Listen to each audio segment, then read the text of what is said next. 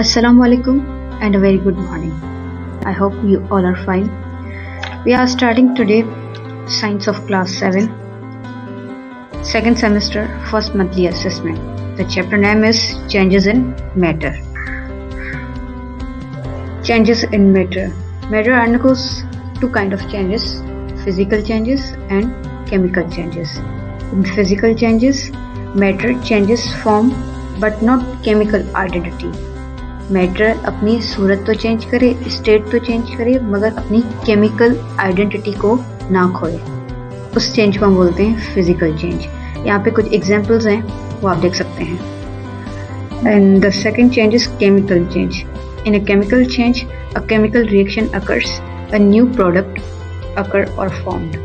Chemical change में chemical reaction हो और कोई नई चीज़ बने, इस तरह के चेंजेस को हम बोलते हैं chemical change. There are some examples below there: the burning of wood, rotting banana, fireworks, etc.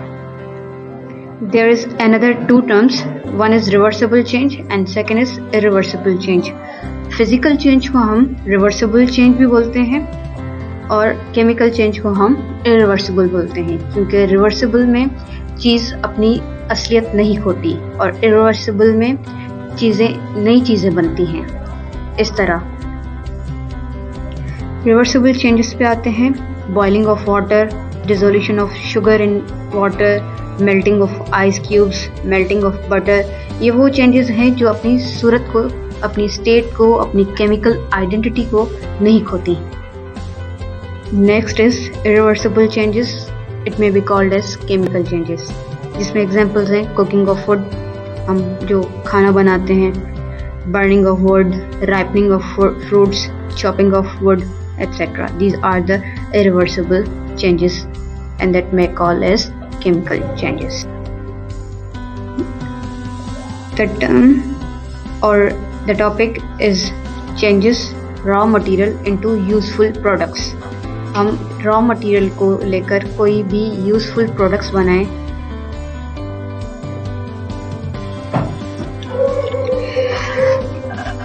और चेंजेस इन मटेरियल या changes raw material useful products में हम पढ़ेंगे फर्टिलाइज़र्स को। फर्टिलाइज़र्स जिसे हम भान भी बोलते हैं, जो स्पेशली प्लांट्स के लिए इस्तेमाल होते हैं ताकि हमें प्रोडक्ट्स, अच्छी तरह प्रोडक्ट्स मिल सकें और ह्यूज क्वांटिटी में प्रोडक्ट्स मिल सकें। In the same way that humans need to eat properly to stay healthy, so plants need certain nutrients to grow properly. Fertilizer is a substance added to soil to improve plants' growth and heal.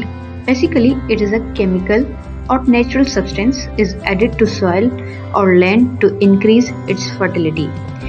जैसे हम खाना खाते हैं, हमारी growth होती है, इसी तरह प्लांट की ग्रोथ के लिए या वो ज़्यादा फर्टाइल हो सकें, ज़्यादा प्लांट्स की ग्रोथ हो सके, इसलिए हम यहाँ पे फर्टिलाइज़र का इस्तेमाल करते हैं. Fertilizers are food supplements for plants and need 16 nutrients to be healthy. Fertilizer एक food supplements होते हैं plants के लिए, जिसके अंदर तकरीबन 16 nutrients होते हैं ताकि वो plant को healthy रख सकें.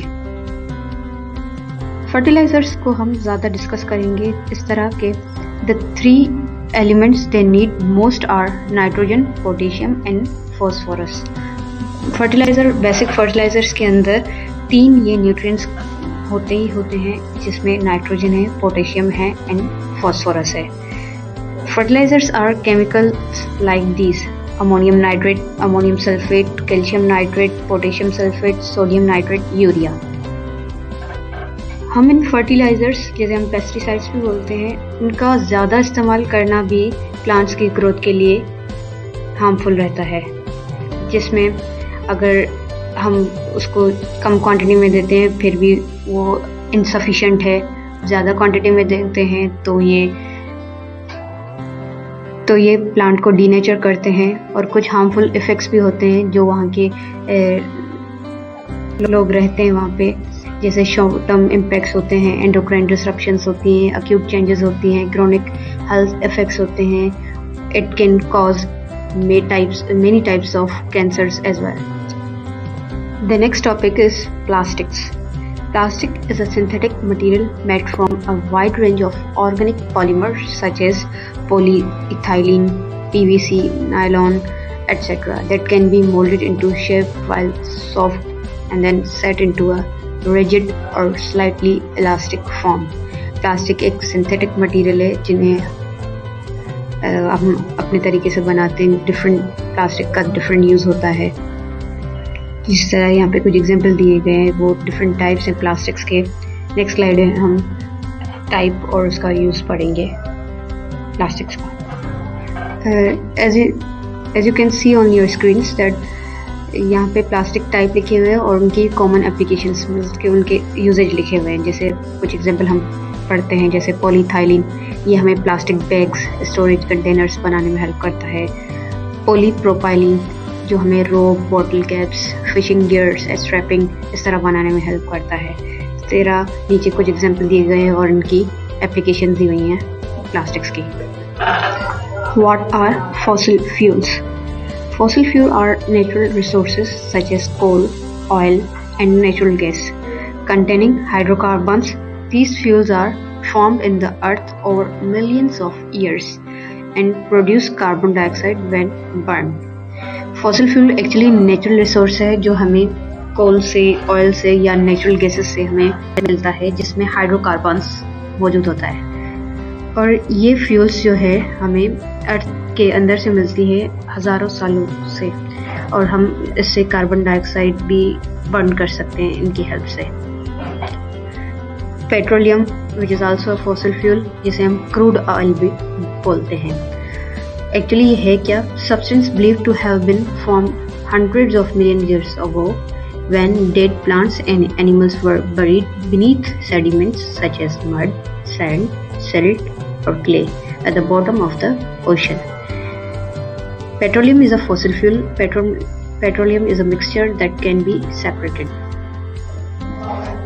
ये बिलीव है कि जो फॉसिल फ्यूल हैं ये हज़ारों सालों पहले हमें मिलते थे और ये स्पेशली ओशंस और जो माउंटेन्स वगैरह होते हैं इनमें जो सेडिमेंट्स होते हैं डेड प्लांट्स या एनिमल्स के जो उनकी मड में, सिल्ट में, क्ले में रह जाते हैं वो एक्चुअली आगे जाके क्रूड ऑयल और पेट्रोलियम बनाते हैं. इसलिए हम पेट्रोलियम को फॉसिल फ्यूल बोलते हैं.